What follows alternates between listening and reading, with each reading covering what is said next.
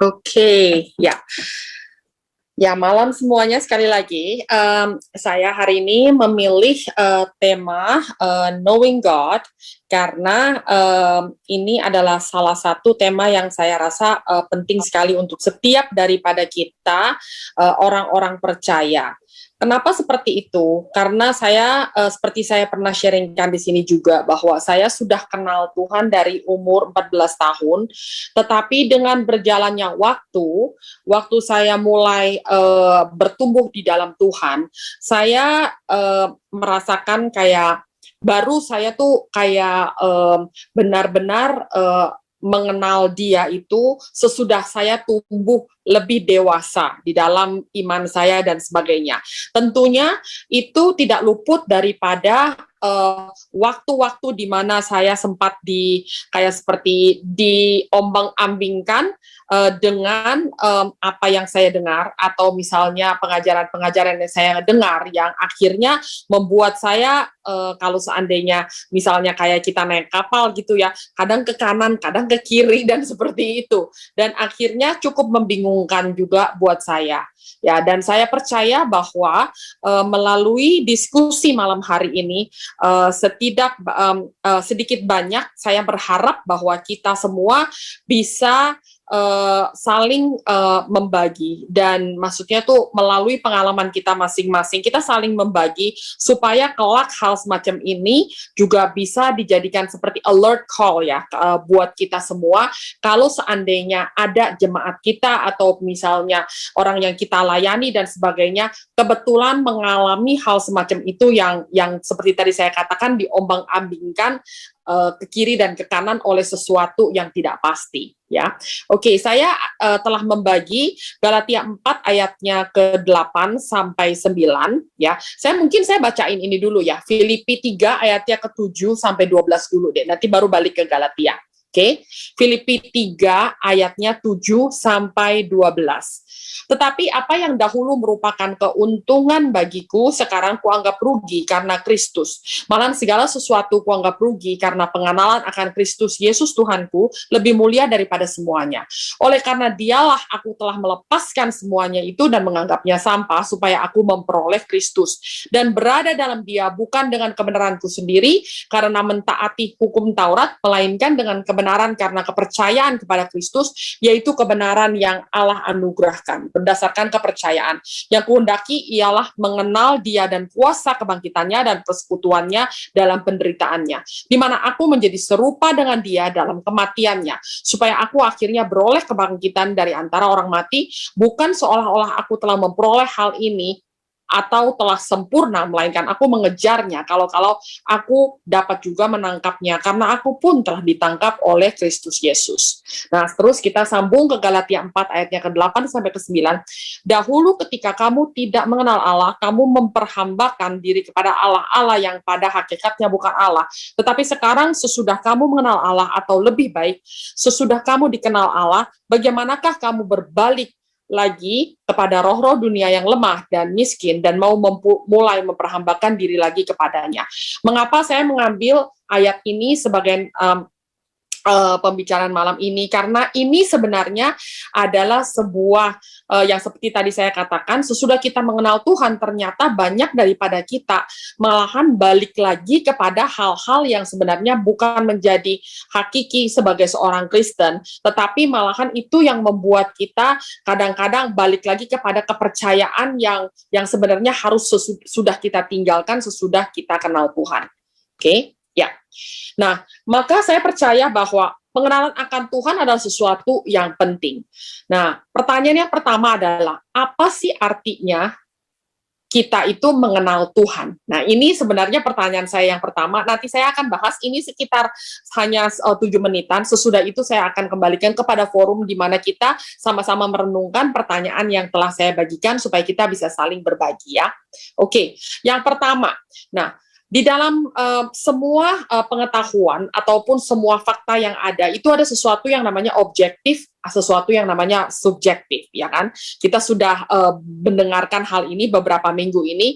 Nah, kalau yang pertama, kalau seandainya sesuatu yang objektif itu adalah kita mengetahui Tuhan itu melalui karakter dan pekerjaannya, melalui faktanya, menurut firman-Nya. Nah, sesudah itu kita baru kayak seperti melibatkan feeling kita sesudah kita mengenal yang namanya fakta tersebut. Gitu ya, itu adalah sesuatu yang objektif. Nah, tetapi sesuatu yang subjektif itu kebalikannya.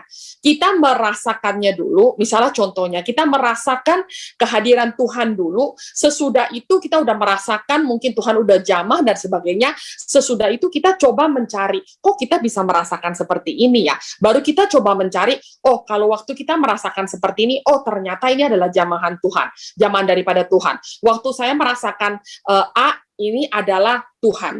Ini waktu saya merasakan B, ini adalah Roh Kudus yang mengetuk dan sebagainya. Jadi kita merasa dulu, baru kita mencari fakta untuk mendukung perasaan kita sebenarnya ini apaan sih dan sebagainya. Nah, itu adalah sesuatu yang subjektif ya. Nah, kalau seandainya sesuatu yang objektif itu kita punya perasaan and experience of God center around truth and reality of God. Jadi semuanya yang ibaratnya tuh yang kita rasakan atau experience itu semuanya berfokus kepada truth dan reality of God. Jadi gini, kalau seandainya ini tidak sesuai dengan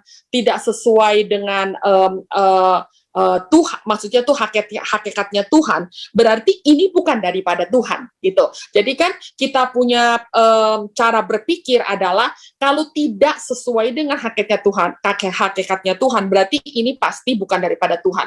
Contohnya ada orang-orang itu yang menolak percaya kepada yang namanya mujizat masih terjadi pada hari ini karena mereka merasakan bahwa maksudnya sekarang mujizat itu tidak usah ada pun tetap orang mestinya sudah tahu bahwa ada Tuhan. Jadi itu sebenarnya sudah tidak penting.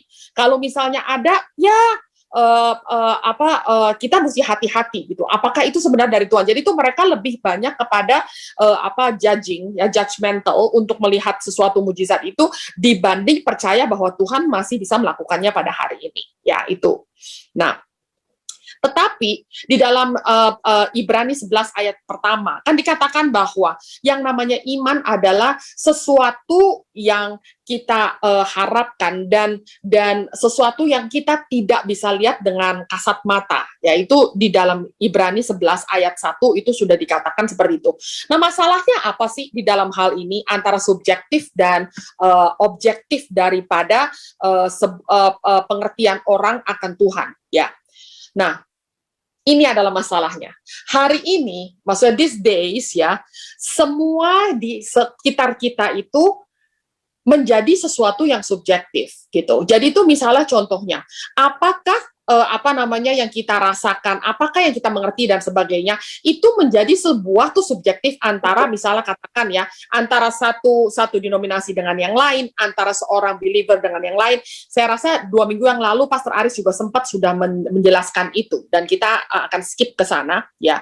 Jadi pada waktu semuanya menjadi subjektif, jadi itu pengenalan akan Allah pun menjadi subjektif. Karena kenapa? Jadi itu antara satu denominasi dengan yang lain atau satu gereja dengan yang lain, kemungkinan ajarannya, walaupun kita semua menyandang nama bahwa kita adalah anak Tuhan atau Kristen, tetapi kok bisa di antara satu gereja dan yang lainnya, walaupun kita katakan dogma yang berbeda, tetapi cukup signifikan perbedaannya, di mana akhirnya membuat sebuah perbedaan yang akhirnya lulu gue gitu, maksudnya tuh ya kamu percayanya itu ya silakan, tetapi jangan utak-utik kepercayaan aku dan sebagainya, seakan-akan maksudnya di dalam satu kubu Kristen, tetapi kesannya itu kayak sebenarnya memang berbeda, cukup berbeda dan sebagainya ya. Oke.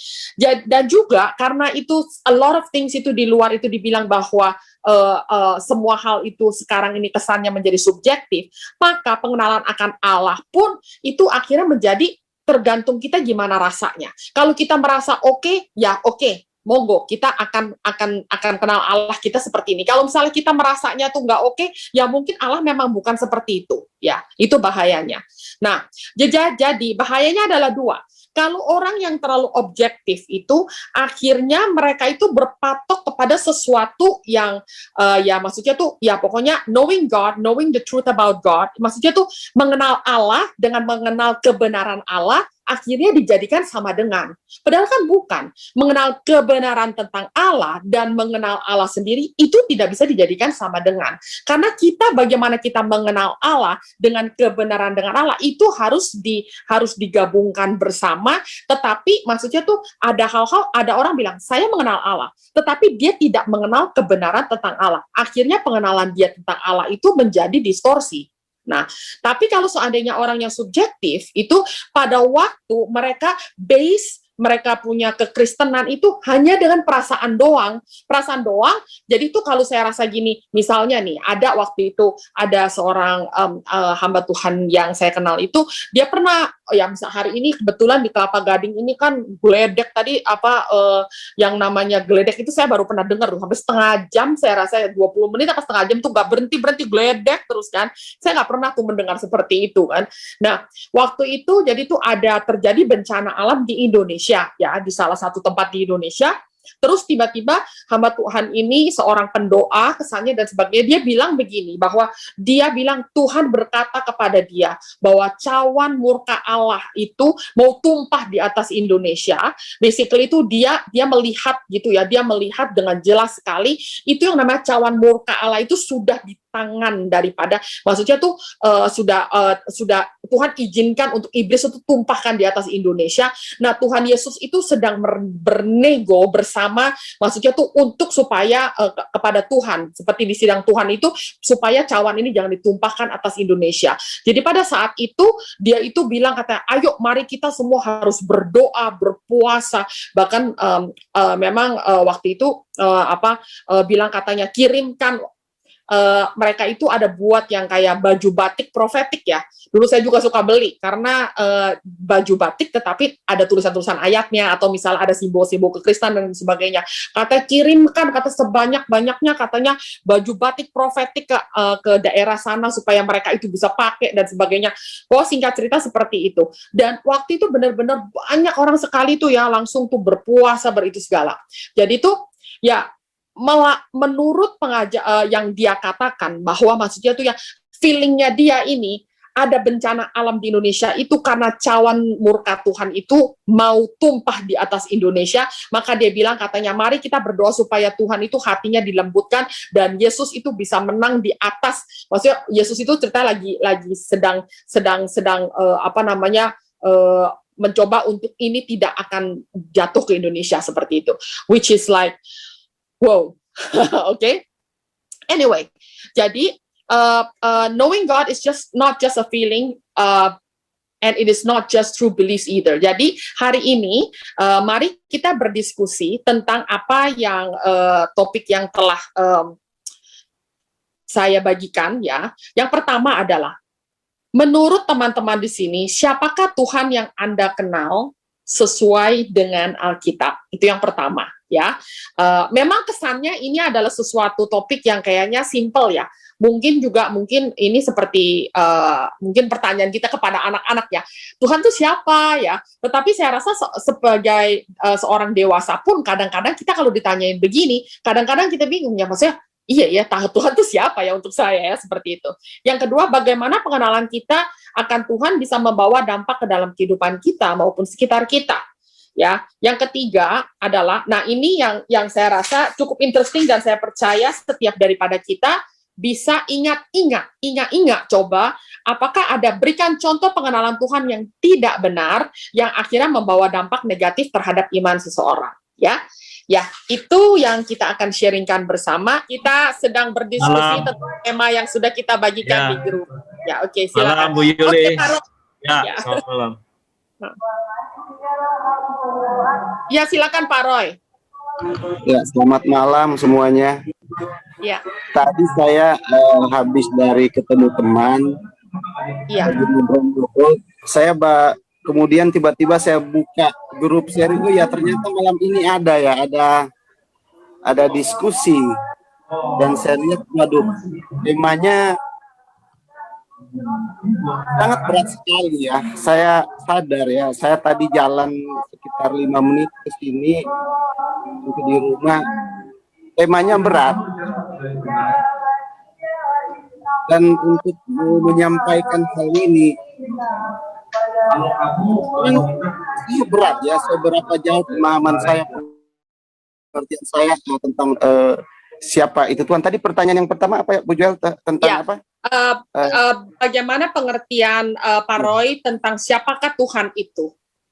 Ya, siapakah Tuhan itu? Ini persoalan spiritual ya, yang harus diucapkan dalam bentuk kalimat yang sederhana, dan ini menjadi kesulitan ya, karena memang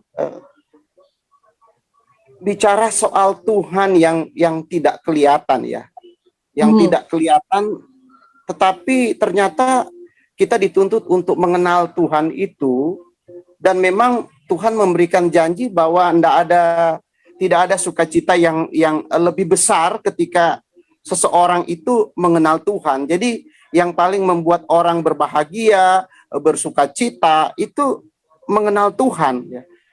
Ya. Itu yang saya lihat.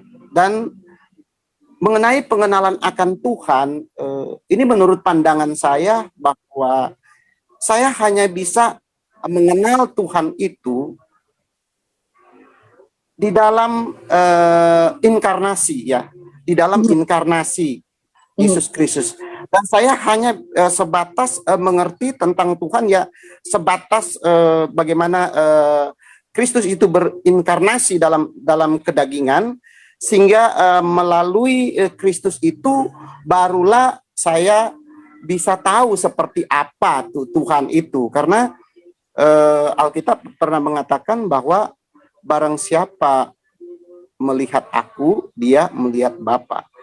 Jadi yang pertama, bahwa pengenalan itu saya hanya bisa kenal melalui Kristus. Itu yang pertama. Tidak ada pengenalan Tuhan yang saya tahu di luar Kristus, karena ya Tuhan sudah berinkarnasi. Kemudian yang kedua, menurut saya bahwa pengenalan akan Allah itu ya memang harus berdasarkan kitab suci, tidak boleh ada tempat yang lain untuk kita temukan tentang pengenalan Allah. Atau mungkin saya pribadi mengatakan bahwa di luar kitab suci yang kita percaya, yang kita pegang sekarang, Alkitab, itu tidak ada pengenalan Allah yang benar ya. Terserah mau dalam bentuk-bentuk pengalaman mistis seseorang, pengalaman emosional, pengalaman secara rasional, apapun itu, saya harus mengatakan bahwa pengenalan Allah itu harus melalui kitab suci ya. Dan di dalam inkarnasi Yesus. Saya pernah mendengar sebuah kalimat yang diucapkan oleh Martin Luther. Dia pernah mengatakan bahwa tidak ada pengenalan Allah yang benar selain daripada pengenalan tentang Allah ya, yang berinkarnasi, yang menjadi daging. Karena hanya dengan lewat itu kita baru bisa mengenal. Jadi hanya di dalam Kristus, di luar itu tidak ada menurut saya. Jadi menurut pandangan saya, kalau bicara tentang siapa Allah itu, ya saya hanya bisa berkata seperti apa yang disaksikan di dalam Alkitab, di dalam pribadi Yesus. Saya kira itu yang untuk sebagai satu pendahuluan yang bisa saya sampaikan. Terima kasih. Oke, terima kasih Pak Roy. Ya, jadi Pak Roy sudah menjawab pertanyaan. Kita bisa mungkin hari ini kita bisa satu pertanyaan dulu ya daripada diborong semua nanti malah bingung. Jadi kita masuk di dalam poin pertama dulu. Siapakah Tuhan yang Anda kenal sesuai dengan dengan Alkitab? Ya, nanti kita baru masuk ke yang poin kedua dan ketiga. Terima kasih Pak Roy. Jadi melalui Pak Roy di sini adalah bahwa kita tidak bisa mengenal Allah selain melalui inkarnasinya melalui Tuhan Yesus dan juga melalui kitab suci. Jadi itu adalah dua poin penting yang saya percaya setiap daripada kita bisa aminkan bahwa memang benar kalau selain daripada melalui Kristus kita tidak akan bisa mengenal siapa itu Tuhan. Ya, karena kenapa kita lihat juga dari ceritanya dari awal-awal Alkitab dan sebagainya, kita lihat bahwa manusia itu selalu mencoba untuk kayak seperti mau melihat itu Tuhan seperti apa. Kalau ibaratkan memang mereka tidak bisa melihat Tuhan, tapi sekali ditinggal aja oleh misalnya pemimpinnya dan sebagainya dan tidak memberikan kayak perintah Tuhan atau pesan daripada Tuhan, mereka tuh bisa langsung melenceng gitu. Manusia tuh seperti itu. Tetapi sekarang puji Tuhan, kalau sekarang kita sudah ada yang namanya firman Tuhan yang sudah memberikan kita panduan yang begitu jelas, yang dimana itu saya rasa kalau kita melenceng sekarang ini agak keterlaluan karena kenapa panduannya sudah jelas. Tadi seperti Pak Roy katakan bahwa panduannya adalah Kristus dan panduannya adalah firman Tuhan itu sendiri yaitu kitab suci ya. Oke, terima kasih Pak Roy ya. Ada ya. Ya saya dulu saya ketemu. Oke. Contekannya udah dapet Pak. Nah, silakan. Oke. Yang pertama itu kan siapakah Tuhan yang Anda kenal sesuai dengan Alkitab. Nah, kalau kita mau bicara tentang pengenalan Tuhan, ya kita harus percaya bahwa Tuhan Allah sendirilah sumber pengetahuan tentang Dia kan. Kita harus percaya kepada Allah, sumber pengetahuan Dia. Nah, agama Yudaism itu dulu adalah agama yang sejati ya, karena dia memang kita tahu lewat agama Yudaism itulah kita mengenal Allah Yahweh yang sejati itu kan. Nah, tetapi setelah kedatangan Yesus yang tadi seperti Pak Roy katakan inkarnasi, kita mengenal namanya agama kekristenan yang dibawa oleh Yesus dan murid-muridnya. Nah, sekarang agama Kristen itulah yang benar yang mengajarkan tentang Yesus dan murid-muridnya. Bagaimana Yesus hidup, dia Allah menjadi manusia ya kan. Di dalam Yohanes 1 ayat yang ke-18, Yohanes 1:18 sana jelas sekali, tidak seorang pun yang pernah melihat Allah. Ya, tidak seorang pun yang pernah melihat Allah, tetapi anak tunggal Allah yang ada di pangkuan Bapa, dialah yang menyatakannya. Ya, jadi tidak ada yang melihat Allah, tapi anak tunggal Allah itu Yesus Kristus. Lalu disambung lagi yang menegaskan lagi dalam Yohanes 14 itu tentang pernyataan Filipus ya kan. Tanyain Filipus kepada Tuhan, tunjukkan Bapa pada kami. Yohanes 14 Yesus katakan, kata Filipus kepadanya, Tuhan, tunjukkanlah Bapa itu kepada kami, supaya cukup bagi kami. Kata Yesus kepadanya, telah sekian lama aku bersama-sama kamu Filipus, namun engkau tidak mengenal aku. Barang siapa telah melihat aku, ia tetap telah melihat Bapa. Bagaimana engkau berkata, tunjukkanlah Bapa itu kepada kami. Jadi jelas sekali ya bahwa memang pengenalan tentang Allah itu kita ketahui benar-benar sejati itu adalah agama Kristen. Dan memang dibuktikan, dikuatkan dengan adanya Bible ini kan, kitab suci ini, yang menjadi penuntun kita, yang orang untuk zaman-zaman now ini kan. Karena zaman dulu kan memang modal kitab kan, zaman Yesus modal kitab kan, masuk perkaman-perkaman papirus itu kan, ya, kita masih bisa belum memahami. Tapi setelah dengan adanya Alkitab di zaman sekarang ini, ya kan, kita jadi bisa mengetahui, dan kita percaya Alkitab itu adalah firman Allah ya kan, dan dia tidak pernah salah. Nah, jadi jelas sekali ayat itu bahwa memang Yesus itulah yang menjadi Allah dan kita mengenal dia, bahwa Allah yang menginkarnasi menjadi manusia dan dia adalah Bapa sendiri yang menjadi manusia. Nah, sebagai alat penutup penegasan saya bahwa siapakah Allah yang kita kenal itu ya kita bisa mengenal Tuhan itu sesuai Alkitab ya karena Roh Kudus, ya kan? Di dalam Yohanes 16 tentang Roh Kudus itu jelas sekali, Yohanes 16 tentang Roh Kudus. Ya, Yohanes 16 ayat yang ke-13. Yohanes 16 ayat 13 jelas sekali. Tetapi apabila ia datang, yaitu Roh kebenaran, Ia akan memimpin kamu ke dalam seluruh kebenaran, sebab ia tidak akan berkata-kata dari dirinya sendiri, tetapi segala sesuatu yang didengarnya, itulah yang akan dikatakannya, dan ia akan memberitahukan kepadamu hal-hal yang akan datang. Jadi jelas sekali bahwa memang bagaimana kita bisa mengenal Allah ya, Roh Kudus yang memberikan kita hikmat, kebenaran, karena Roh Kudus itu juga adalah pribadi Allah yang ketiga ya kan, yang memberikan kita kebenaran itu. Tanpa Roh Kudus kita akan tersesat. Nanti akan lanjut ke ayat 2 dan selanjutnya. Dampak dengan kita Roh Kudus itu memberikan dampak kepercayaan kita, iman kita melalui Roh Kudus yang mengajarkan kita kebenaran yang seperti diajarkan oleh Alkitab. Terima kasih. Oke, ya. Terima kasih banyak. Jadi sesudah tadi dijelaskan oleh Pak Roy mengenai kita bisa mengenal Allah melalui inkarnasinya, melalui Tuhan Yesus dan juga kitab suci, Pak Elia juga sudah menegaskan lagi melalui beberapa ayat, Yohanes 1 ayat 14, Yohanes 14 dan juga Yohanes 16 ayat 13, selain daripada inkarnasi daripada Tuhan Yesus dengan jelas-jelas mengatakan bahwa kalau kita mau mengenal Tuhan atau mengenal Bapa, itu lihatlah kepada dirinya. Selain daripada itu juga dikatakan bahwa Roh Kudus, pribadi Allah yang ketiga, itu adalah wujud daripada Allah sendiri yang dimana bisa membuat kita, mata rohani kita dicelikkan supaya kita bisa mengenal siapa Tuhan itu. Ya, betul ya Pak Elia? Oke, ya. Oke, terima kasih Pak Elia. Oke, selanjutnya di sini ya kita masih berdiskusi poin yang pertama ya. Siapa menurut Anda Allah yang Anda kenal ya? Oke, ya.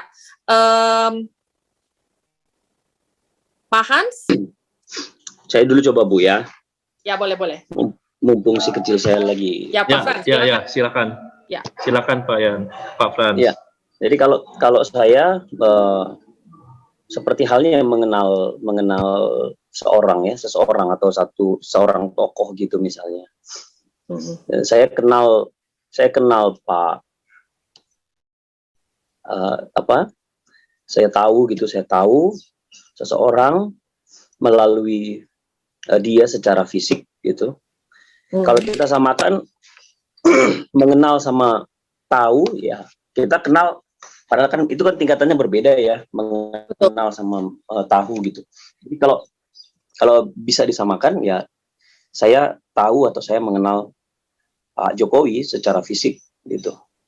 Maksudnya secara Jokowi, secara in person. Tetapi juga saya, mungkin kalau saya di kampung, saya di desa, saya tidak melihat beliau, nggak ada TV, tapi hasil karyanya saya bisa mengenal beliau gitu, melalui orang bercerita. Nah ini jadi menarik, karena akhirnya jadi subjektif semua tadi seperti Ibu Joel bilang. Ya. Semuanya jadi subjektif gitu. Dan kalau saya pribadi, mengenal Allah itu, nomor satu adalah dari pribadi Allah sendiri dalam rupa manusia itu, dalam diri Yesus. Saya SMA itu saya banyak baca Al-Quran. Itu punya teman-teman saya yang ikut pesantren kilat itu.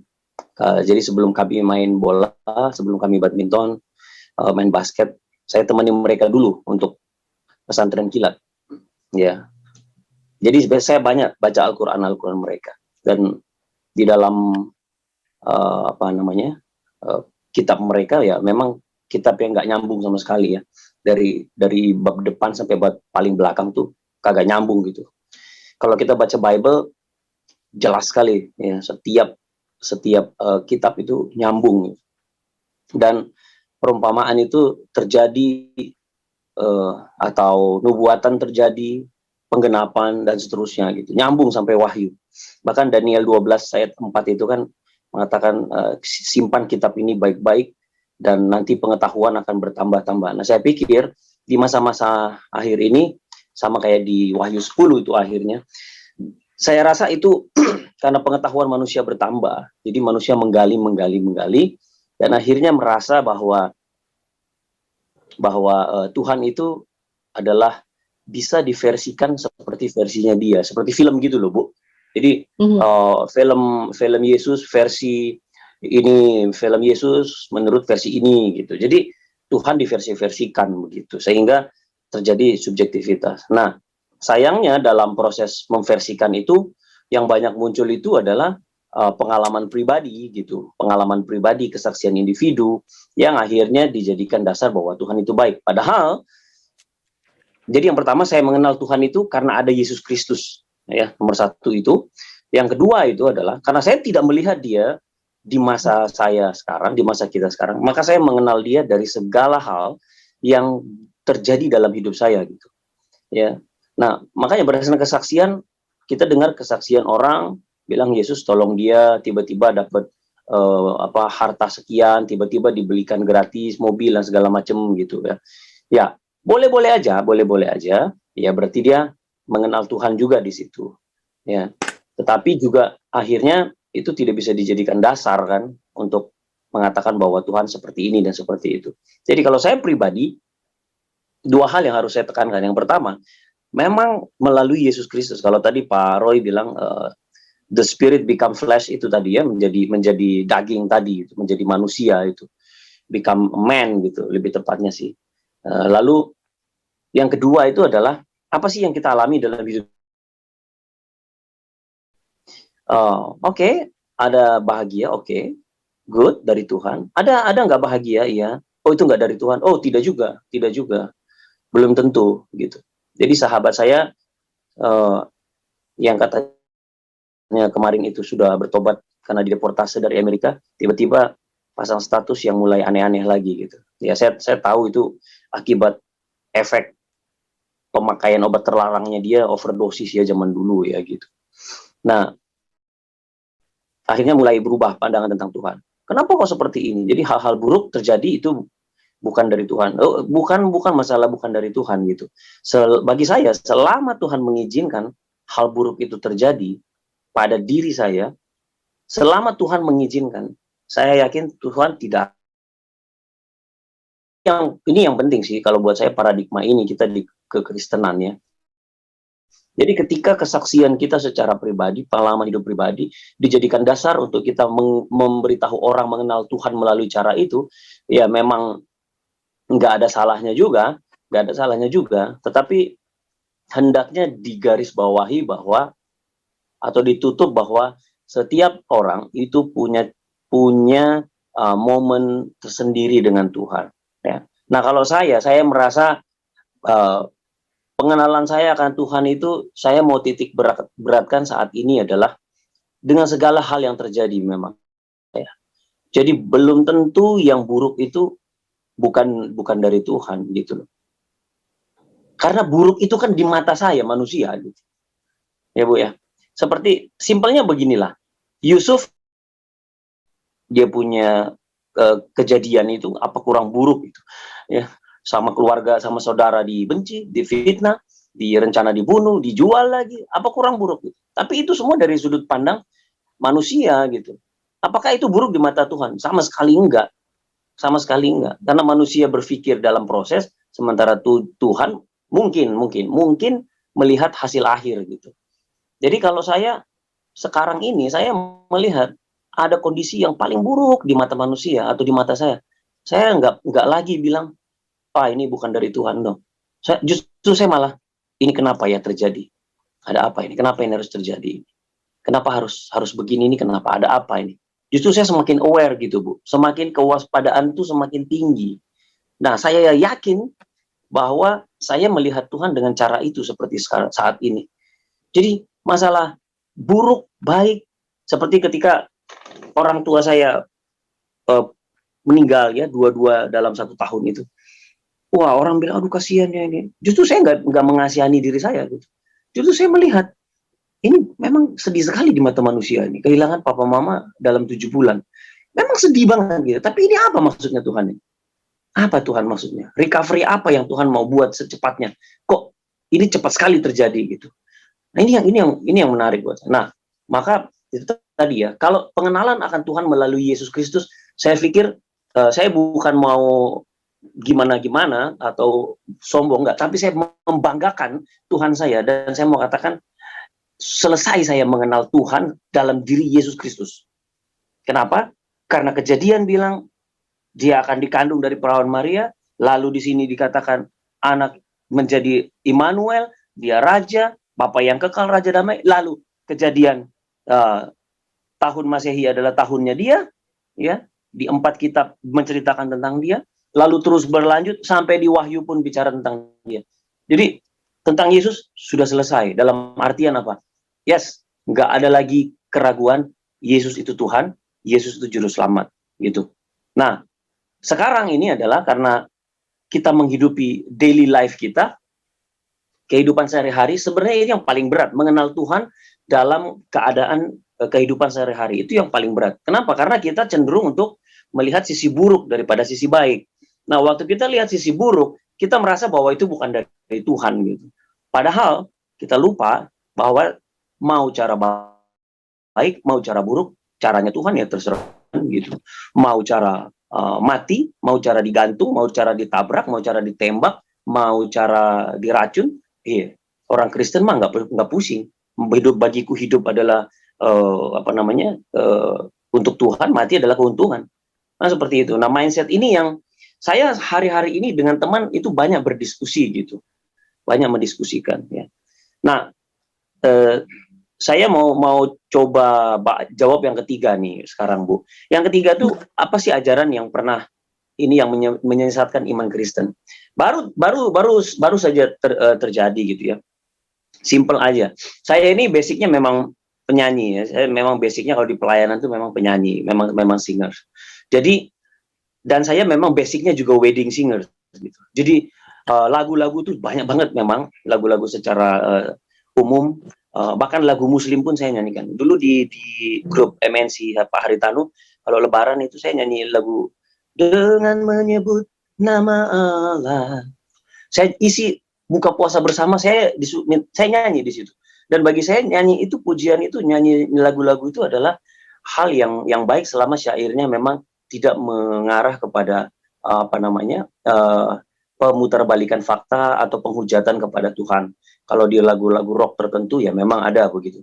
Tapi selama lagu-lagu itu hanya bersifat keteduhan, peneduhan pribadi, justru lagu-lagu itu menjadi sarana untuk kita itu bisa menginjil, gitu. Ya, saya sudah sampaikan beberapa waktu lalu, kalau saya naik Grab, saya selalu duduk di depan dan selalu ngobrol dengan tukang Grabnya. Karena dia layani saya, jadi dia nggak mungkin marah sama saya. Nah, disitulah kesempatan saya menginjil. Nah, biasanya saya masuk dulu melalui lagu-lagu mereka, gitu. Jadi kalau banyak hal saya gunakan untuk penginjilan itu. Jadi salah satunya adalah menyanyi, gitu.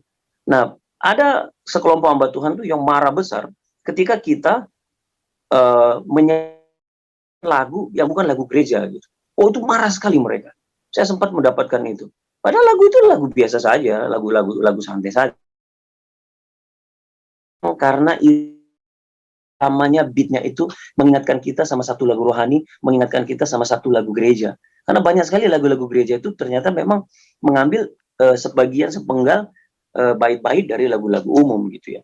Seperti lagu misalnya What a Friend We Have in Jesus, gitu kan. Nah, itu lebih bagus, itu lebih lama. Yang jelas kulihat Ibu Pertiwinya nyontek itu. Nah, itu yang nyontek. Kulihat Ibu Pertiwinya nyontek, gitu. Tetapi itu kan jadi lagu yang lucu, gitu. Kemudian ada lagu-lagu banyak sekali lagu-lagu itu. Seperti Rusa yang Haus juga ada di situ. Nah, ketika saya menyanyikan lagu-lagu itu secara biasa, gitu. Suatu saat saya ditegur, kamu nggak boleh nyanyikan lagu-lagu dunia. Saya kaget.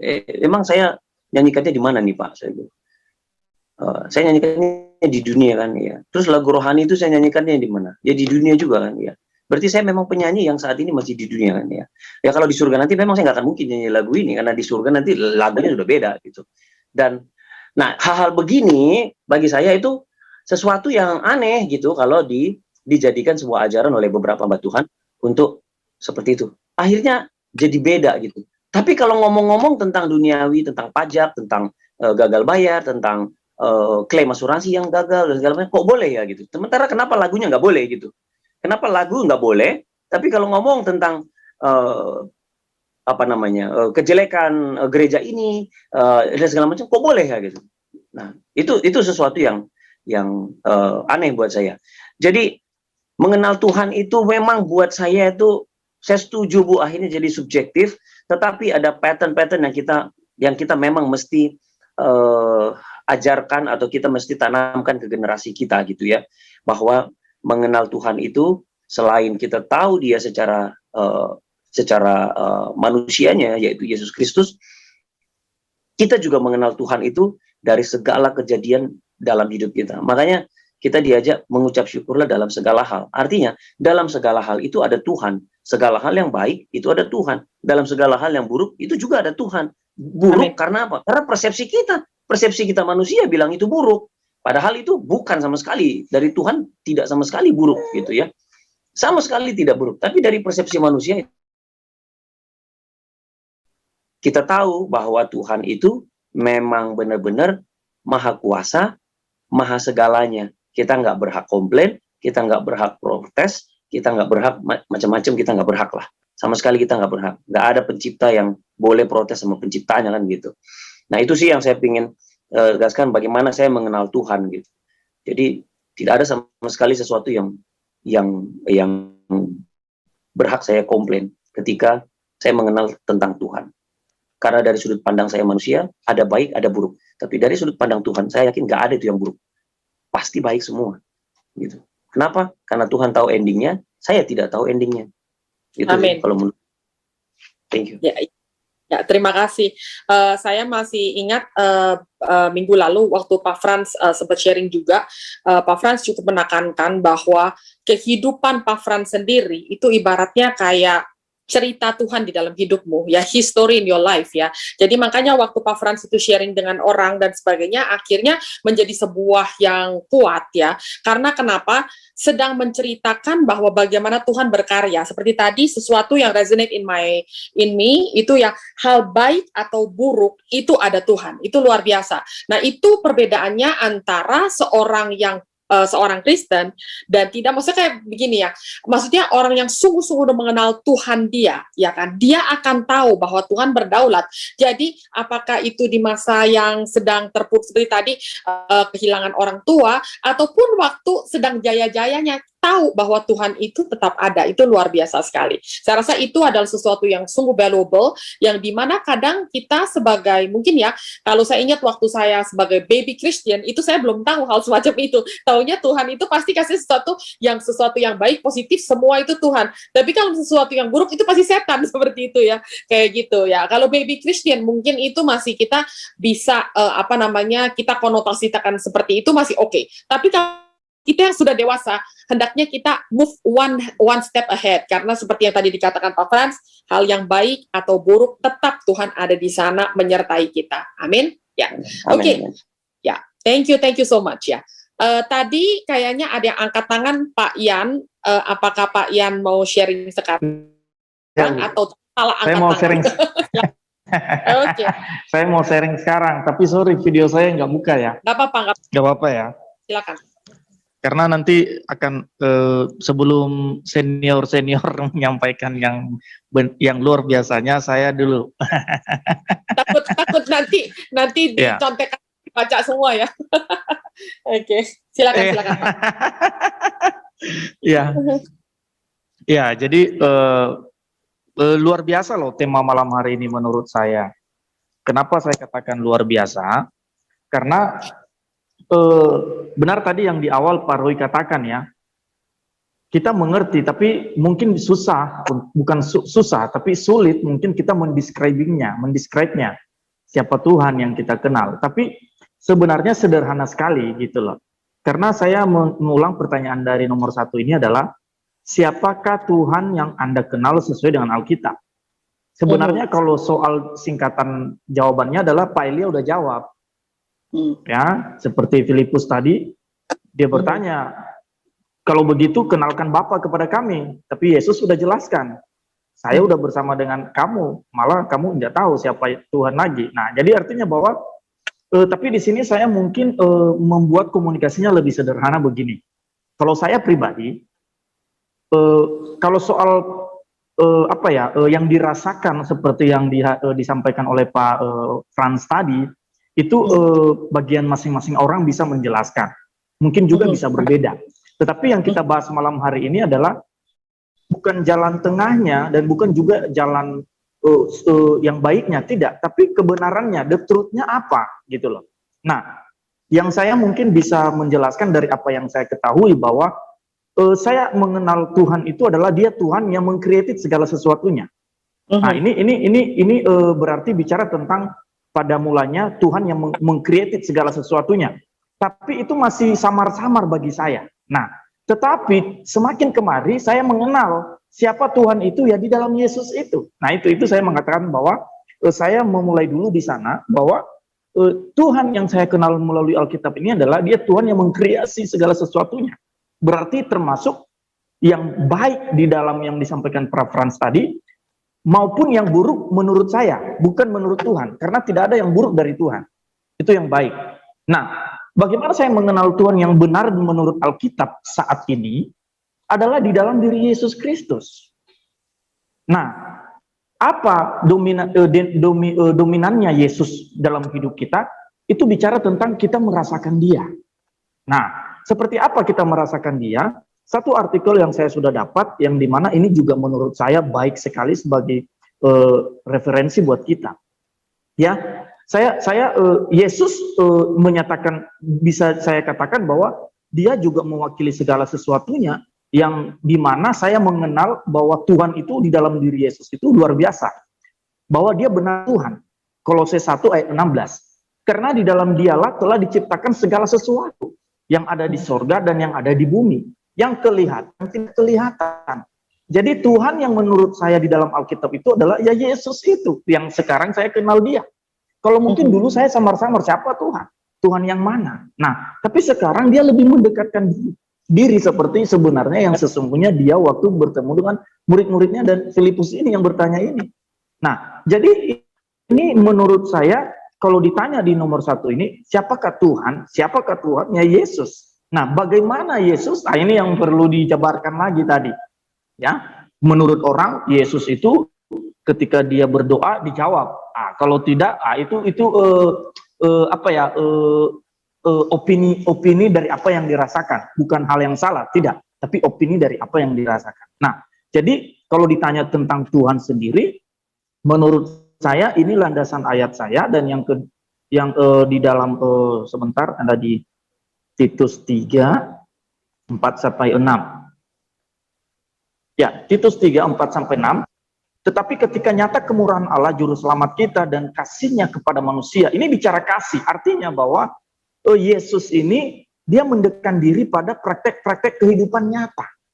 Dia adalah penyembuh, Dia Tuhan yang saya kenal, Dia itu penyembuh. Dia itu waymaker. Dia pembuat segala jalan dalam segala sesuatu kesulitan. Nah, siapa Dia lagi? Banyak hal yang bisa kita rasakan secara pribadi. Nah, pada waktu itu Dia telah menyelamatkan kita, bukan karena perbuatan baik, ini yang saya kenal tentang Tuhan, tetapi karena rahmat-Nya oleh permandian kelahiran kembali dan oleh pembaharuan yang dikerjakan oleh Roh Kudus, Kristus, juru selamat kita. Nah, di sini saya katakan bahwa komunikasi yang dimana pertanyaan Bu Joel untuk membawa kita dalam diskusi ini bagus banget. Siapa Tuhan yang kita kenal? Sehingga kita juga punya inspirasi untuk bisa berkomunikasi ketika, maaf, baik orang percaya atau orang yang tidak percaya bisa bertanya kepada kita. Atau mungkin Tuhan bertanya, kau kenal saya?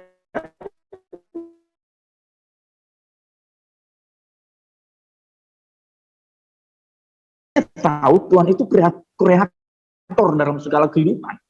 Nah, bagaimana saya bisa melihat Dia? Ya saya lihat dalam diri Yesus. Nah, bagaimana saya bisa mendekati diri kepada Tuhan yang saya sang pencipta itu?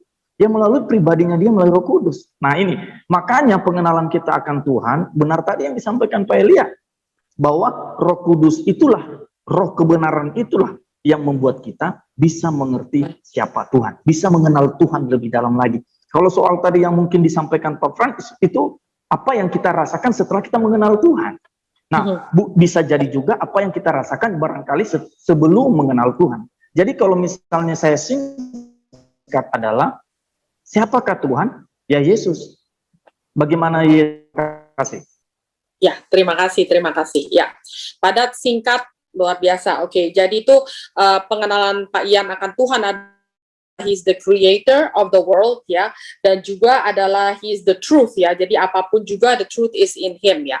Nah itu saya rasa penting sekali karena begini, kadang orang tuh ada yang sebenarnya begini, udah kenal Tuhan sekian lama, waktu ditanyakan nih, ditanyakan, apakah kamu tidak bisa pernah berpikir ya, kenapa kok Tuhan yang digambarkan di Alkitab itu seakan-akan kalau di Alkitab Perjanjian Lama tuh Tuhan tuh kayaknya marah, kayaknya galak banget, maksudnya kayaknya Tuhan itu sering murka. Kalau murka itu yang maksudnya tuh kalau dia sudah marah terhadap suatu bangsa, jangankan bangsa itu dimusnahkan, sampai binatang-binatangnya aja harus dimusnahkan seperti itu.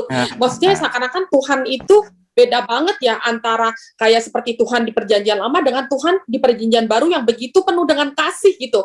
Nah itu kan jadi bingung orang, maksudnya ya kadang-kadang kita sebagai orang Kristen tanyain seperti itu, ya benar juga ya, kok Tuhan seperti itu ya. Nah mulailah kita bertanya, jadi akhirnya kita bingung lagi gitu bahwa Tuhan kita tuh seperti apa, Tuhan itu siapa sebenarnya. Nah bagus sekali tadi yang Pak Yan katakan bahwa seperti pengenalan Pak Yan akan Tuhan adalah bukan hanya dia adalah creator, tapi praktek kehidupan yang nyata itu ada di dalam Tuhan Yesus, yang dimana kita tidak usah menanyakan lagi bahwa sebenarnya Tuhan itu seperti apa, lihatlah, pandanglah kepada Yesus ya.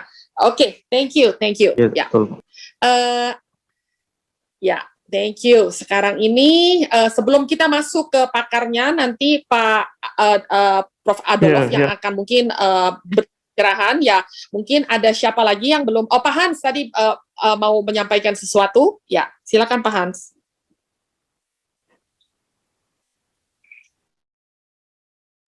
Sebetulnya dengar suara saya, Bu? Ya, dengar jelas Pak. Ya, dengar ya. Oh. Ya, saya nggak bisa kencang karena di tempat umum ini. Oh iya. saya masih di Tuban, Jawa Timur. Oh oke. Masih ya, kemarin 2-3 minggu di luar ya? Kota. Ya mungkin sekitar 1 minggu lagi kali ya. Gimana gempanya kemarin Pak Hans? Pas posisi gempa posisi saya di Kediri. Ada sekitar 30 detik mungkin yang ngerasakan itu. Kencang sekali, jendela restoran itu sampai bunyi kreot. Ujian iman. Iya, kita sampai panik udah mau keluar restoran, tapi pada saat kita mau berjalan keluar sudah berhenti ya.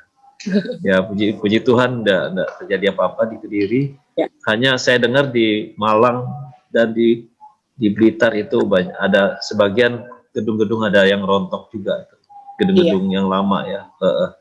Gitu. Jadi nah dari situ juga kita tahu bahwa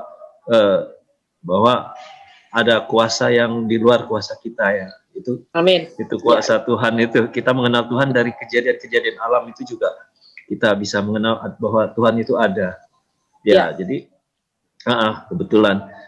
Nah kalau saya melihat sebenarnya penuturan dari Pak Yan itu udah lengkap apa yang mau saya sampaikan, sebagian besar sudah. Yang pasti ya saya mengenal Tuhan itu ya, Tuhan itu Allah yang setia dalam Alkitab ya, setia walaupun dia Allah itu tegas, jadi bukannya kejam seperti itu ya, kejam atau dalam Perjanjian Lama itu sepertinya sadis, kejam, tapi sebenarnya Tuhan itu tegas, dia mau menunjukkan bahwa Tuhan, dia tidak bisa kita lecehkan, tidak bisa dipermainkan. Sekali kita komitmen, ya kita harus tetap pegang komit kita kepada Tuhan. Tidak bisa kita bolak-balik. Kalau kita bolak-balik, meninggalkan dan datang lagi, meninggalkan datang lagi, dia itu sepertinya dilecehkan. Nah itu, Tuhan itu Allah yang setia. Sekalipun kita meninggalkan dia, tapi dia tetap setia. Terbukti ketika manusia melakukan dosa, dia mau datang, mau menggantikan posisi manusia itu yang bakal menebus dosa, menderita, dia yang menggantikan.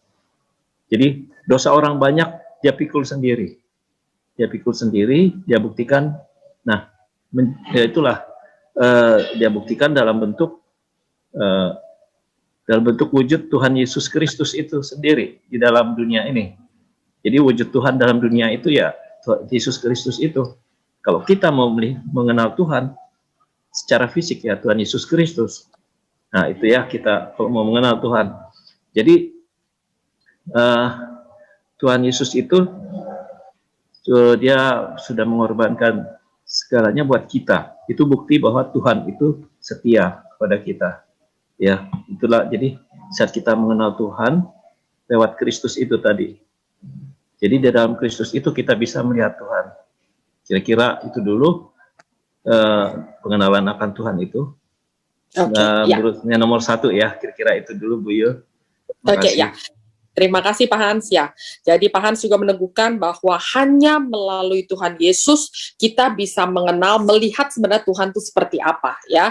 Jadi itu dan satu hal yang Pak Hans berkali-kali katakan adalah Allah adalah setia. Nah itu luar biasa. Jadi waktu kita tahu bahwa Tuhan setia, nah itu adalah waktu di mana kita itu surrender.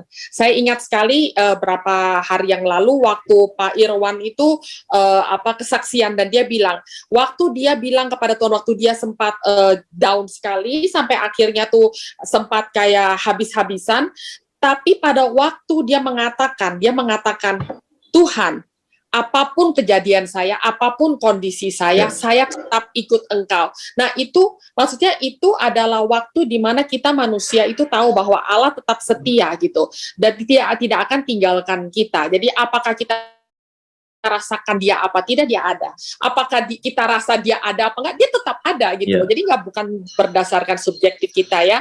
Oke. Terima kasih Pak Hans ya. Boleh saya tambah sedikit Bu Yul?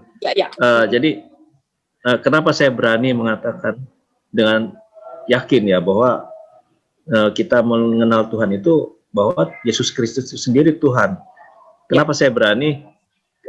Mungkin orang lain mungkin banyak yang tahu ya bahwa bahkan baca kali ya bahwa Yesus itu adalah Tuhan yang menjelma jadi manusia. Tapi kenapa saya berani? Karena sesuai dengan pengajaran Tuhan Yesus Kristus sendiri di bait Allah di Yohanes 7 itu ya, yang memang yang dia katakan bahwa memang kamu kenal dan kamu tahu dari mana asalku, namun aku datang bukan atas kehendakku sendiri, tetapi aku diutus oleh Dia yang benar yang tidak kamu kenal. Nah, jadi sebelumnya awalnya kita tidak kenal, kita bisa kenal lewat Tuhan Yesus itu. Jadi dia mengatakan bahwa dia diutus oleh Dia yang benar, yang tidak kamu kenal. Jadi pada mulai kita tidak kenal, lewat Kristus itu kita bisa mengenal. Jadi aku kenal Dia sebab aku datang dari Dia dan Dialah yang mengutus aku. Jadi kita bisa mengenal Tuhan itu lewat Kristus. Dia menyatakan dirinya bahwa Dia Tuhan. Gitu. Kira-kira itu. Terima kasih. Ya, terima kasih. Tadi ayat berapa ya Pak? Yohanes 7. Ayatnya ke? Yohanes 7, sebentar, ayat ke-6. Oh, ayat ke-6. Bukan, sorry, yang dia doa itu, yang dia mengajar. Ya. Tunggu ya, saya lihat. Ayat Yohanes 7. Tunggu ya, sebentar. Yohanes 7.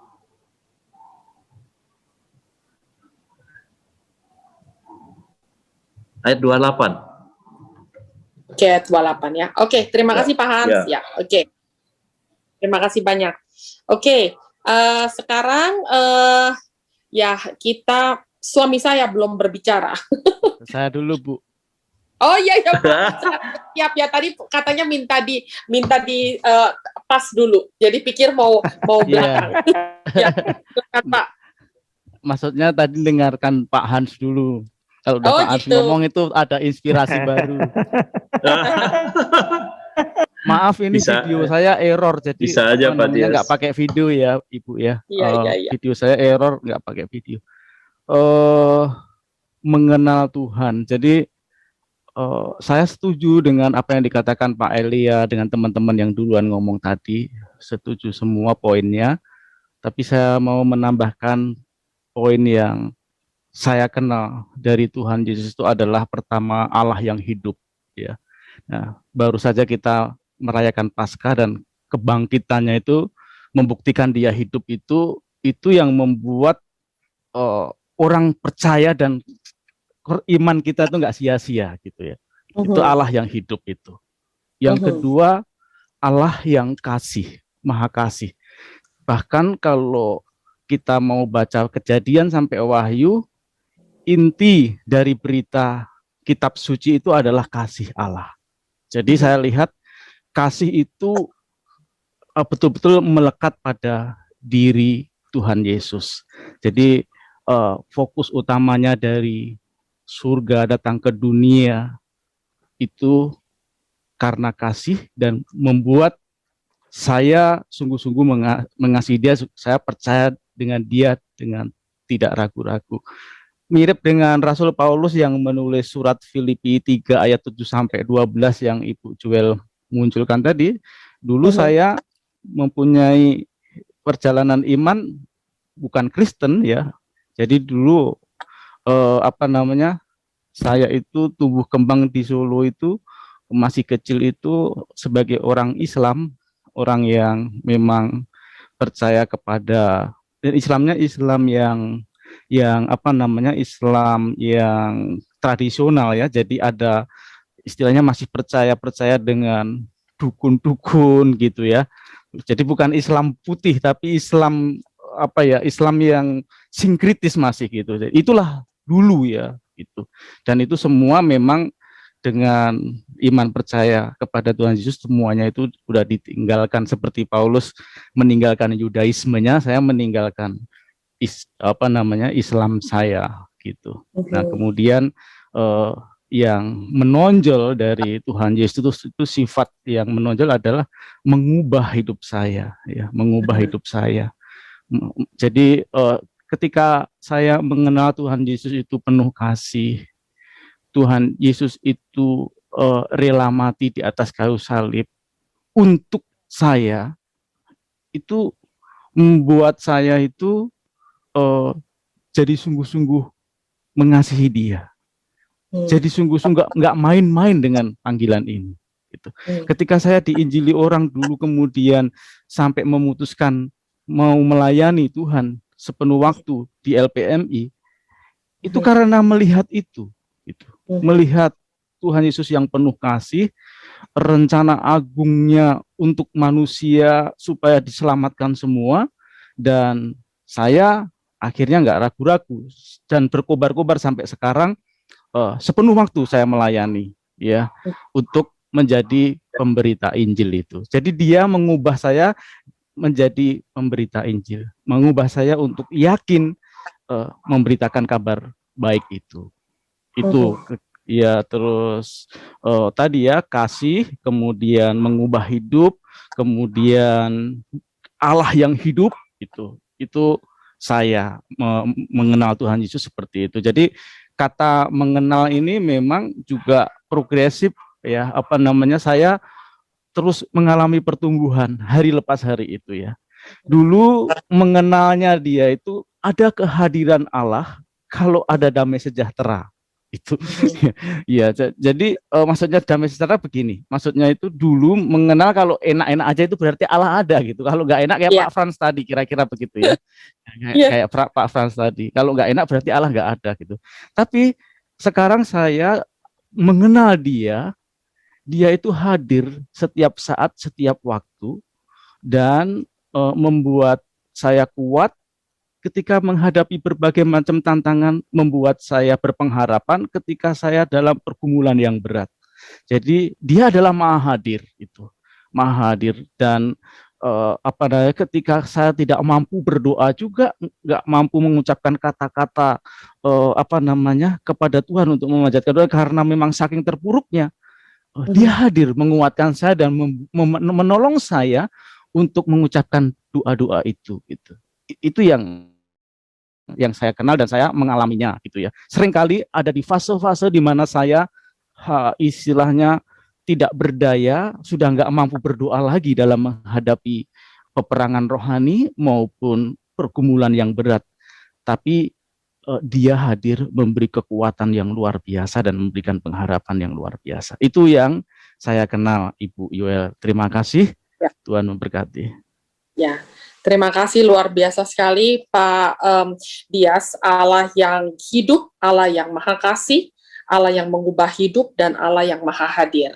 Itu benar-benar sesuatu pengalaman pribadi yang dimana tadi Pak Dias katakan, yang resonate to me istilah dulu itu ya seperti mungkin saya juga pernah rasakan, kalau seandainya tidak ada damai sejahtera berarti mungkin nggak ada Tuhan di situ ya, tetapi kalau seandainya saya merasa damai berarti ada Tuhan, padahal bukan seperti itu ya. Justru bagus sekali seperti tadi kata Pak Dias, bahwa kita senantiasa sebagai seorang Kristen itu, kita memang pengenalan kita secara progresif, tetapi kita tidak berarti bahwa sebenarnya kekristenan kita secara progresif. Itu sesuatu yang sesat ya, di mana sekarang ini progressive Christianity mencoba untuk menyusup kepada anak-anak muda, khususnya di Gen Y dan Gen Z, itu mengatakan bahwa